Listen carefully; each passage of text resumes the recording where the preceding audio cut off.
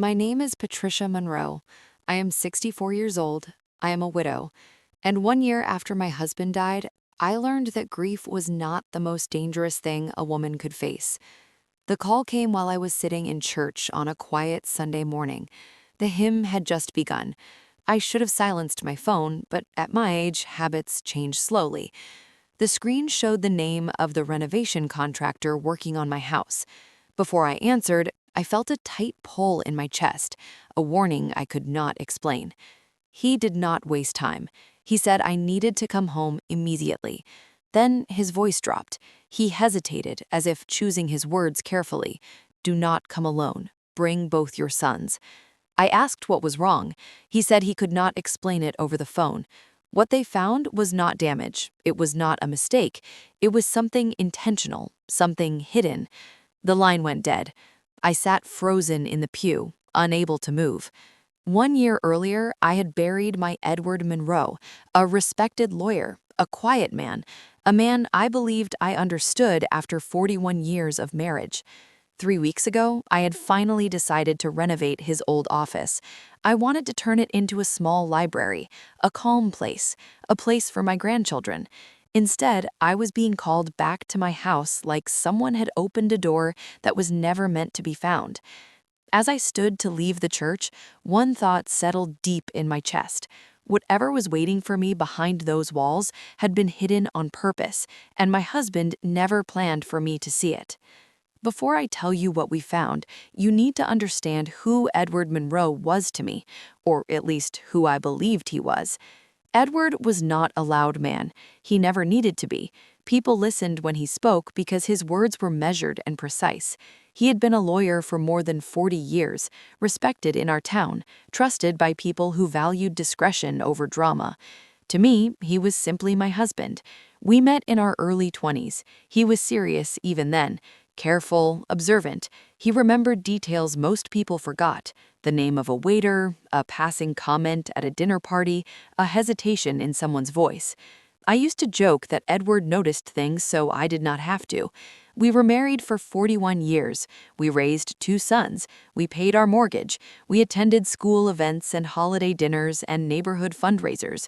There were no scandals, no whispered rumors, no public cracks. When Edward died of a heart attack, the shock nearly broke me. One moment he was in his office preparing documents, the next he was gone, just like that. After the funeral, I closed the door to his office and never opened it again. It felt wrong, like disturbing something sacred. That room held his absence too loudly. Friends told me grief fades with time. They were wrong. It changes shape, but it never leaves. 3 weeks ago, on what would have been our 42nd wedding anniversary, I made a decision. I could not live around a sealed room forever. I wanted to turn that space into something warm, something forward-looking, a library, shelves, light, a place where silence felt peaceful instead of heavy. I told myself this was about healing.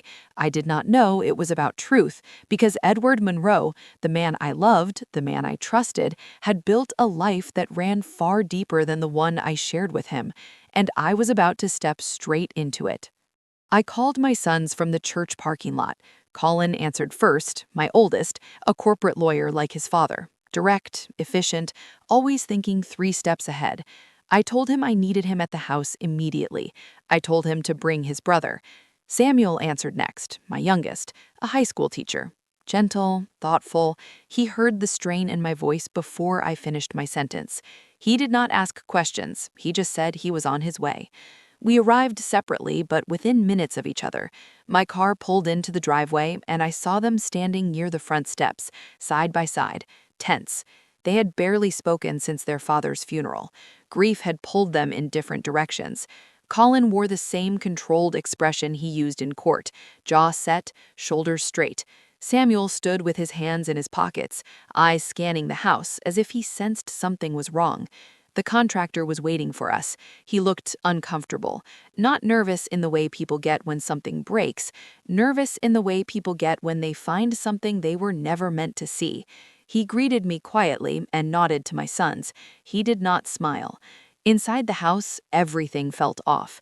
The familiar hallway sounded hollow without the carpet. The air smelled of dust and exposed wood.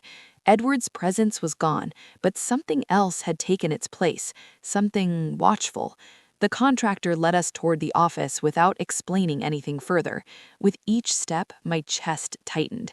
I felt like I was walking into a conversation that had started years ago without me. Colin finally broke the silence and asked what exactly they had found.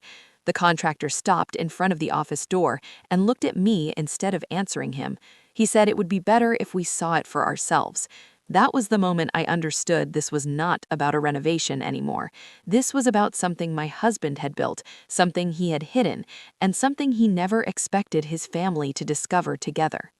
Edward's office did not look like the room I remembered. The bookshelves were gone. The desk had been moved. The wallpaper had been stripped away, leaving raw drywall and exposed studs. It felt less like a renovation and more like an excavation.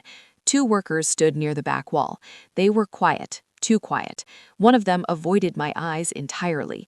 The contractor stepped forward and pointed behind where Edward's desk had always been. The wall was missing, not damaged, not partially opened, completely removed. Behind it was a narrow room I had never known existed. It was small, no bigger than a walk-in closet, lit by temporary work lights. The walls were bare and unpainted. There were no windows, just shelves, dozens of them, floor to ceiling. Every shelf was filled with folders.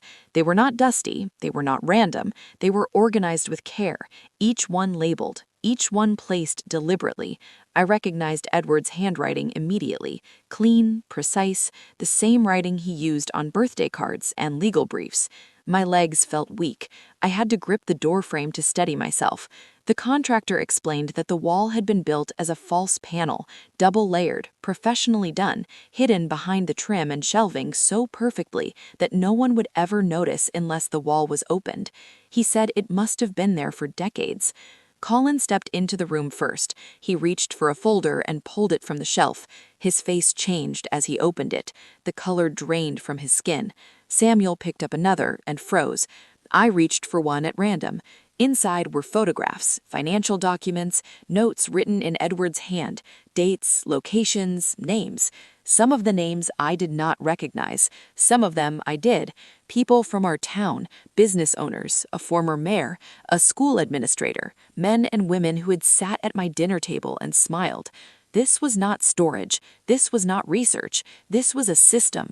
And as I stood in that hidden room, surrounded by evidence of a life my husband had kept entirely separate from ours, one thought echoed louder than the rest. Edward had not been hiding things. He had been hiding people. Once I understood what the room was, I could not unsee it. Every folder followed the same pattern. Photographs first, then documents, bank statements, property records, court filings that never made it to court. Finally, handwritten notes in Edward's careful script, observations, timelines, weak points. This was not curiosity. This was power over others. Colin began pulling files faster, now his lawyer's mind already working. He scanned pages the way he reviewed contracts, searching for intent, for legality, for some explanation that made this less horrifying. Samuel moved more slowly. He lingered on the photographs, faces, moments captured without consent, people unaware they were being watched. His hands shook as he set one folder down. Then he picked up another. This one had no name on the tab, just a date, June 1992. Samuel opened it, and the photographs slid out onto the floor. I bent to gather them, and my breath caught halfway down. The woman in the photos was younger, but I knew her instantly. It was me, not posed, not smiling, caught entering buildings, leaving restaurants, standing beside Edward in places I did not remember being photographed. Receipts followed, hotel bills, travel records, dates I recognized but had never questioned. Colin stared at the papers, his voice low and disbelieving. Why would Dad keep a file on you? I did not answer. I could not, because suddenly every argument Edward and I had ever avoided, every trip he insisted was necessary, every silence I had learned to live with, rearranged themselves into something darker. Samuel whispered something that made my stomach drop. "Mom, look at the notes." At the top of the page, in Edward's handwriting, were words I never imagined he would write about his own wife. Subject protected, risk ongoing. I felt something inside me fracture quietly. This room was not just about power over others, it was about control, and whatever Edward had been protecting me from, he had built an entire hidden life around it. The worst part was not the fear. It was the realization that my husband had been watching me too. At the back of the hidden room, partially concealed behind the shelves, was a small metal safe set directly into the wall. The contractor told us they had not opened it. Something about it felt wrong to them, like crossing a line that could not be uncrossed. Colin knelt in front of it immediately. He recognized the model, digital lock, 4 digits. He asked if I knew Edward's codes. I did not answer right away. My mind was still fixed on the file with my name on it, on the word protected written in my husband's hand. Samuel spoke quietly. Try the anniversary. Colin entered the numbers. The safe beeped once, then clicked open. Inside was not what I expected. There was a leather-bound notebook, a stack of VHS tapes, each carefully labeled with dates going back decades, a handgun wrapped in cloth, and beneath it all, a passport. Edward's photograph stared back at us from the page, but the name was not his. Colin stood slowly, holding the passport like it might burn him. Dad had a second identity. The notebook was worse. It was a ledger. Dates, names, dollar amounts, payments received, services rendered, written with the same calm precision Edward used in everything else. Samuel flipped through the pages, his face pale. These are not legal fees. No, they were not. They were payments for silence. Colin's voice tightened. He said maybe there was another explanation. Maybe these were confidential settlements. Maybe there was context we were missing. But even he could not convince himself. I looked at the manila folders lining the walls, at the safe, at the gun, at the false identity. Edward Monroe had not just been hiding information, he had been living 2 lives, and the one I never saw was the one that had real power. The knock came less than 30 minutes later, not from the contractor, not from a neighbor curious about the noise, from the law. A man stood at my front door with a badge clipped to his belt and a calm expression that told me he already knew more than he was saying. He introduced himself as Deputy Marshal Daniel Reyes. He said he was investigating irregularities connected to my late husband's law firm. He said Edward Monroe's former partner had disappeared 3 days earlier. He said several trust accounts had been emptied just before that disappearance. Colin immediately stepped forward, his voice professional, controlled. He asked if my mother was under investigation. Reyes shook his head. He said no, not at this moment. But then his eyes moved past us, past the living room, past the hallway. They stopped on the open doorway to Edward's office. He asked one careful question. Mrs. Monroe, have you recently accessed your husband's private records? Before I could answer, my phone vibrated. A message from an unknown number. Stop looking. My stomach dropped. Reyes saw my expression change. He asked to see the message. His jaw tightened as he read it. That was when the brick came through the living room window. Glass shattered. The sound was sharp and violent. Samuel pulled me down behind the couch, while Colin shouted for everyone to get back. Wrapped around the brick was a folded piece of paper, a list of names. Mine, my son's. Reyes did not hesitate. He spoke into his radio and called for immediate protection. Within minutes, federal vehicles filled the street as agents moved through my home, sealing it off like a crime scene. Reyes looked at me with steady eyes. Whatever your husband was involved in, he said quietly, someone knows you found it and they are afraid of what you might uncover next. That was the moment I realized this was no longer about my past. This was about our survival. They moved us that night. No explanations, no choices, just instructions. Pack essentials, leave everything else behind. By midnight, my sons and I were sitting in a government safe house an hour outside town. A plain building, neutral colors, the kind of place designed to be forgotten. That was where the next truth found me. He arrived quietly, without announcement, a familiar face that instantly made my skin crawl for reasons I could not yet name. Dr. Samuel Boyd, our family physician for over 20 years. He asked to speak with me alone. Reyes stayed in the room, standing near the door. Dr. Boyd did not sit down. He said there was something I needed to know, something Edward had asked him to keep quiet unless everything went wrong. "Everything has gone wrong," I said. He nodded once. Then he told me my name was not Patricia Monroe. He said Patricia Monroe did not exist until I was 7 years old. Before that, I was someone else, a child who survived a house fire in another state, a fire that killed both parents. A fire officially ruled an accident, but it was not an accident. I was the only witness. My adoption records were altered, my identity rebuilt, my memories softened with time and careful silence. Edward discovered the truth while researching my background before our wedding. He did not tell me. He chose instead to protect me. Every file in that room, every secret Edward collected, every person he held leverage over, it was all built around one purpose: keeping me alive. I felt numb as the words settled. My husband had not been paranoid, he had been preparing. Dr. Boyd looked at me with something like regret.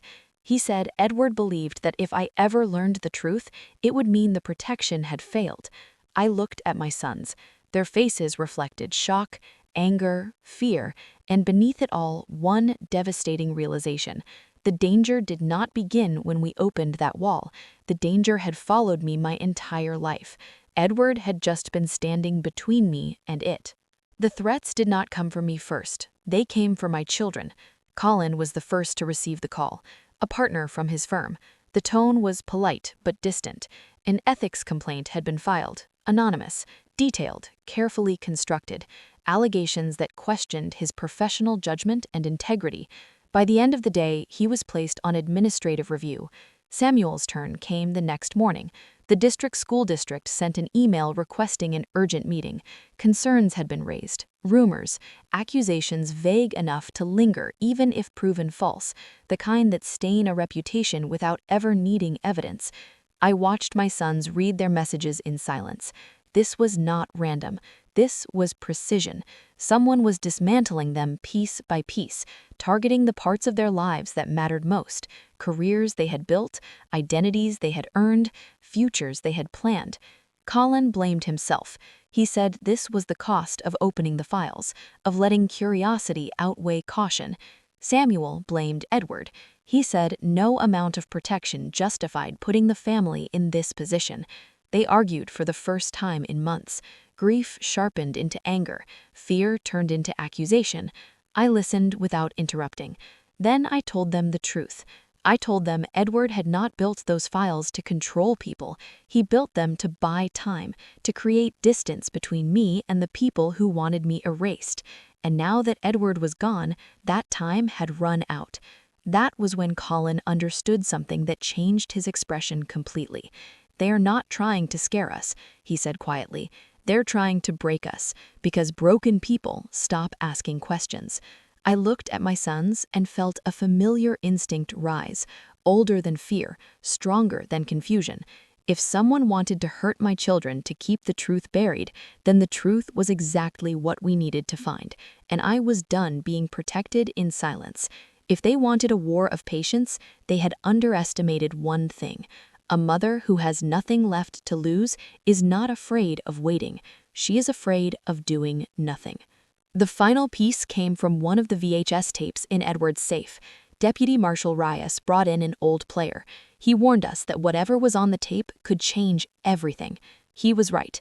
The recording opened with Edward sitting at a desk I did not recognize. His face looked older than I remembered, tired, alert, as if he knew time was running out. He stated the date, then he said my name. "Patricia, if you are watching this, it means I was right. It means the protection failed." My chest tightened as his voice filled the room. Edward explained that 3 weeks before his death, someone contacted him anonymously. They claimed to know the truth about the fire that killed my parents. They wanted to trade a name for freedom from the leverage Edward held over them. The meeting took place in an abandoned building outside town. Edward recorded everything. The screen shifted to grainy footage of the meeting itself. 2 figures sat across from each other, faces partially hidden, voices low. The second person spoke. "They said the fire was never meant to leave a witness. They said the man who said it had lived openly for decades under a different name, trusted, respected, protected by his own position. Edward leaned closer to the camera in the recording. He said the killer was not someone distant. He was someone close, someone who attended church, someone who shook hands at funerals, someone who knew our family. Then Edward said something that made my blood run cold. "If anything happens to me," he said, "do not trust the familiar. The most dangerous people are the ones who blend in best." The tape ended abruptly. No name, no arrest, just a warning. Silence filled the room. Deputy Marshal Reyes signaled his team, but before anyone could react, a familiar voice called out from the porch, calm, almost kind. It was someone I had known for years, someone who had comforted me after Edward's funeral, someone who had promised to look out for my family. When the door opened, the truth stepped inside. The man smiled as if nothing was wrong. Then his eyes met mine, and the smile faded. He said my real name. That was how I knew. The mask dropped quickly after that. He admitted everything in a flat voice. The fire, the cover-up, the years of waiting to see if I would remember. Edward discovering the truth, Edward refusing to let it go. He said Edward had become a liability. He said silencing him had been necessary. He took a step closer. That was the moment fear left me. I did not scream. I did not freeze. I did exactly what Edward had always trusted I could do. I waited for the opening. When it came, I moved. The struggle was brief, messy, real. Agents rushed in, weapons drawn, hands restrained. As they took him away, he looked at me with disbelief. He said he had always thought I would be weak. I looked back at him and told him the truth. The most dangerous people are never the loud ones. They are the ones you underestimate.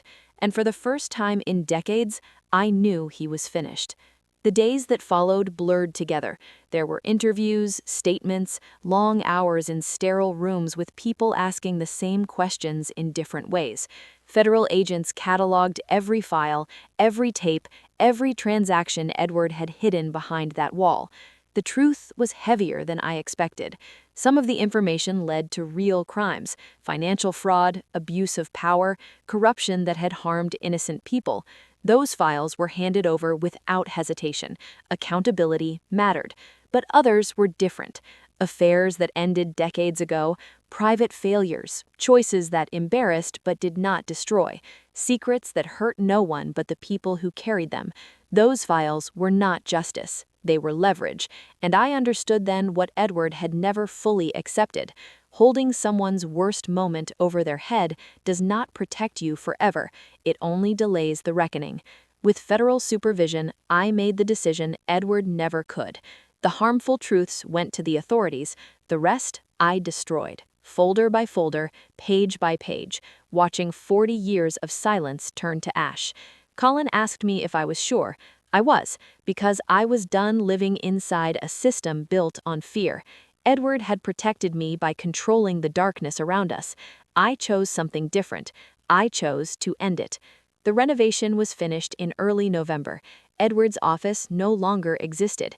In its place was a small library filled with warm wood shelves and soft light, a room meant for reading, not hiding, for reflection, not surveillance. My grandchildren were the first to use it. They sat on the floor with books spread around them, unaware of what that space had once been. And I realized something important. The past does not need to be preserved to be respected. Some things are meant to end. I am still Patricia Monroe. I am also someone who survived a fire, a lie, and a lifetime of quiet danger. Both truths live in me now, and neither controls me. Edward believed protection meant leverage, control, preparation for every possible threat. He was wrong about many things, but he was right about one.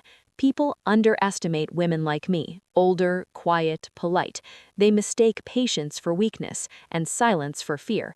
That is their mistake. The real art of revenge is not destruction. It is survival. It is refusing to become what tried to break you. It is choosing truth without cruelty and strength without noise. I did not expose secrets to punish people.